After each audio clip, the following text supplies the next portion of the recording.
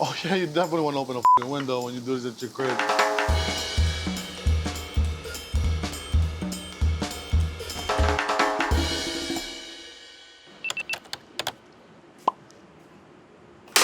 Take one. Oh, it's still nice and warm. Burgers. Oh yes, I know this one. Looks like fast food burgers, man. You only got a couple dollars in your pocket. This is the way to go right here. Oh, classic. Sesame seed bun. Looks smashed. It doesn't look cooked to temperature, so that looks good. Pickles, onions, tomatoes, lettuce, cheese. Classic. First thing I noticed is the quality of beef.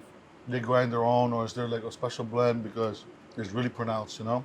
Yeah, that tastes really good. My old friend, McDonald's.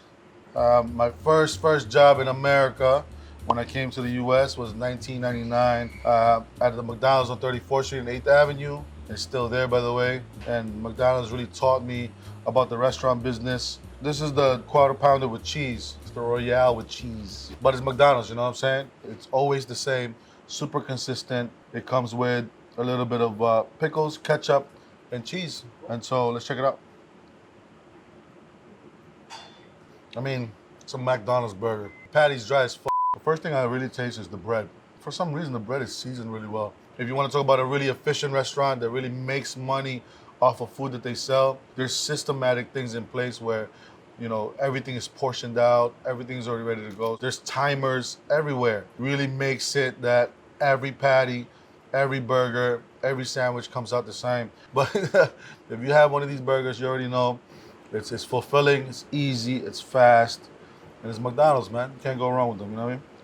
I'm a little biased on this one because I think it's the best burger in the city, right? It looks like Shake Shack. It looks like Shake Shack burger, right? The bun is a potato bun, which is an amazing vessel for burgers. No.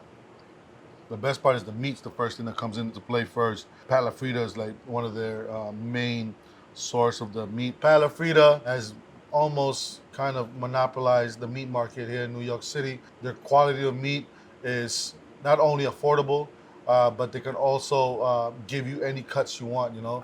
And they're the biggest meat provider here in the East Coast. The sauce that they have on top there really gives it a little bit of sweetness. So I'm thinking it's like a ketchup mayo mix. I think that's what the sauce is. The classic burger. And I like these like soft, sweet potato bun rolls, you know?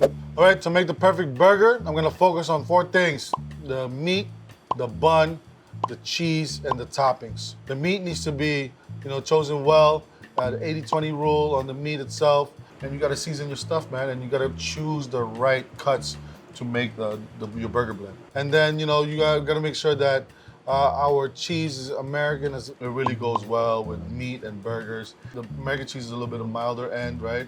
But it has this kind of funk to it, at the back end of the flavor profile. So when I did burgers at restaurants, I only did American cheese, you know. And then for the toppings, you know, you gotta have the staples: lettuce, tomato, onion, pickles. We're gonna make a sauce. The bread itself, you know, it has to be soft enough that you can bite through it and then it can hold the sandwich itself, but also it has its own kind of structure to it. It's, you know, something that I feel like you would get when you go to like a barbecue, go to somebody's crib, right? There's no frills, nothing else going on. And I think that's how a burger should be. I mean, I'm a purist in that sense, and if you're gonna do a burger right, you gotta make sure that all those things are in place. All right, first, our grinders. I need to keep it in the freezer, keep it cold, so I'm gonna grab it right here. So you keep all these pieces cold, so when you grind your meat, it stays loose, it doesn't emulsify and gets too hot, and it also stays fresh, okay? All right, next, we're gonna go ahead and grab our produce and our meats. We're gonna have some butter to toast up our bread today. We're also gonna do, I like romaine hearts for our burger. It gives it a little bit more snap. Gonna go with the American. And then our beefs, I think we're gonna go with a short rib, 1 piece of short rib, and we're gonna do chuck. The chuck and the short rib mix is a classic mix. It also, short rib is gonna give you that kind of fat that you're looking for. And usually for the blend, you're really trying to look for an 80-20 blend. So 80 lean meat, 20% fat. So I think short rib is gonna give you that, and then the chuck is gonna give you that, you know, meatiness that you're looking for in a burger. For some reason, I like red onion for burgers. I just like that spice. Obviously, we're gonna do a tomato situation. I'm gonna grab a thing of garlic just to maybe grate into our sauce. And I think I'm just gonna go with something that I'm very familiar with is a King's Hawaiian bun. It's sweet, soft, it's pillowy, almost super nice. If you can get this, use this, all right? All right, cool. So we're gonna go ahead and grind our meat, make our perfect patties. Yeah, so this is the short rib. This is kind of nice, fatty and piece of the meat. This doesn't get that much movement in it. It has a lot of fat striations on it, as you can tell. And it's just a good mix for burgers. A lot of people use this cut. And then you always want to keep ice in the bottom of this to keep your meat chilled so it doesn't oxidize on you and get ruined. It turns a gray color. And this is the chuck. It's kind of like the shoulder piece. It's a lot more meaty. I'm gonna use this much. Just eyeball it. We at the crib, you know what I mean? We at the crib. There's been like a discussion for a long time in the food industry. Like, what's the best ratio? Some people like it 7:30, 70% lean and 30% fat, you know? It's really about your preference and what you like. But I like 80-20 because there's still structure in the meat itself when you put it on the griddle. You need that fat in there sometimes to keep it moist and also just give it an extra layer of flavor, you know? I mean, if you don't have high quality grinder at home and you want to, make a burger, you go to your local butcher shop and you can tell them you want an 80-20 burger blend. What you're really looking for is some fatty content to it. The meat is red and it looks fresh and it looks like it's just been grinded that day. We're gonna go ahead and make our special sauce. It's gonna be a riff of a Big Mac sauce. It's a simple sauce. You're gonna need some French dressing, mayo. I'm gonna microplane some garlic in there, relish, and just a touch of ketchup to give it a little bit more bounce and color. I'm adding a little bit of salt, I'm adding a little bit of pepper, just to make sure that our product is very much seasoned and it's put well together. It's gonna be a little sweet, a little tangy. I think it's gonna be banging anyways. Yeah, it's Big Mac sauce right there. So I like to use romaine lettuce. I like to trim them a little bit to just fit the burger and the kind of the bread that we're gonna be using today. I press down to kind of break the spine here a little bit because it's kind of like in a V shape. And then this becomes like a nice platform when you start building your sandwich. Next, do the tomato. Tomatoes, obviously I just like to do them in large rings. Not too thick, yeah, because it gets messy if it's too thick. And then for onions, I like to do the same shape as the tomato. There it is. Simple veg prep, but at the end of the day, it's fresh and you'll have the best burger. As you can tell, we've kept our meat on ice this whole time, and look how beautiful red it kept. About 4-ounce patties. Yeah. All right, so we don't have a scale. This is about the size. You want it right here. So we're gonna do maybe 4 patties for our sandwich. As you can see, the fat is well incorporated. Our meat still has a great reddish color. I mean, this is gonna be a tasty burger, man. I can tell already. All right, so yeah, so we have a cast iron griddle.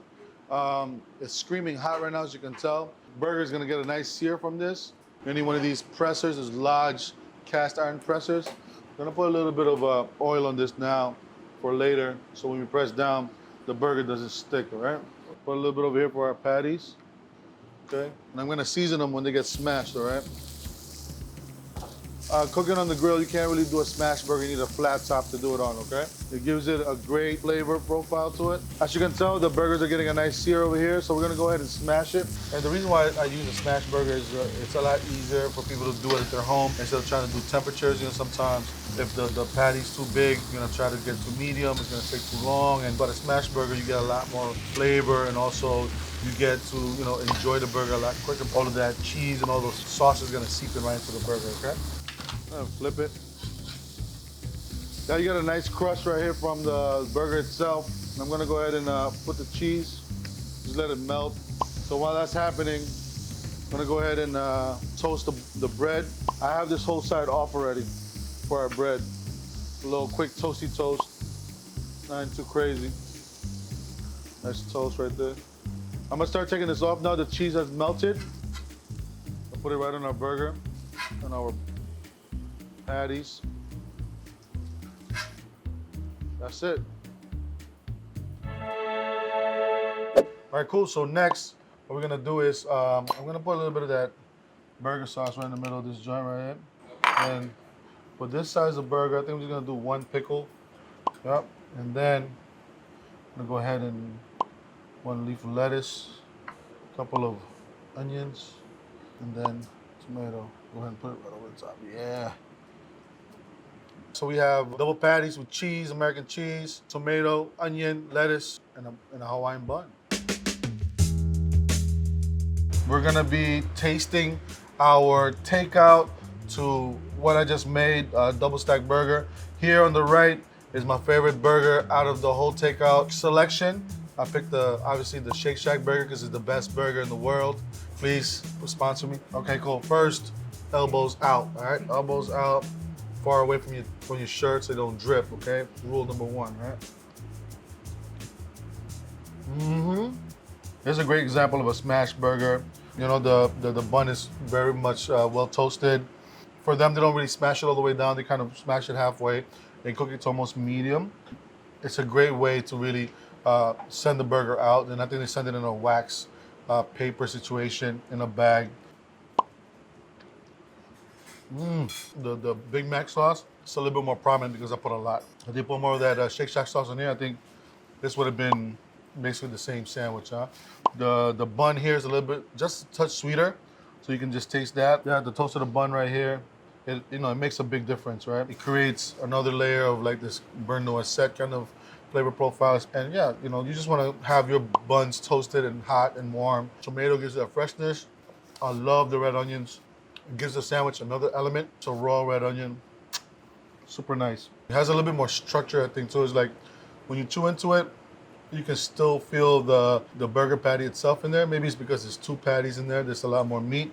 But when I bit into the Shake Shack one, it kind of just, dissipated a little bit. So yeah, so we had a chance to go taste 3 burgers from 3 iconic places here in New York City. We went ahead and grinded our own meat, put our mise en place together, made our own sauce, cooked it, put it together, less than 15 minutes. That can go up against a great Shake Shack burger. If you have the time and you have the place, go ahead and do your own thing at your house. As always, it's your boy Chef Harold, aka Unkle Harold. Bon Appétit, South Bronx all day.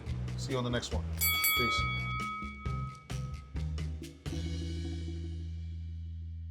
Is there cookies baking right now? Yeah.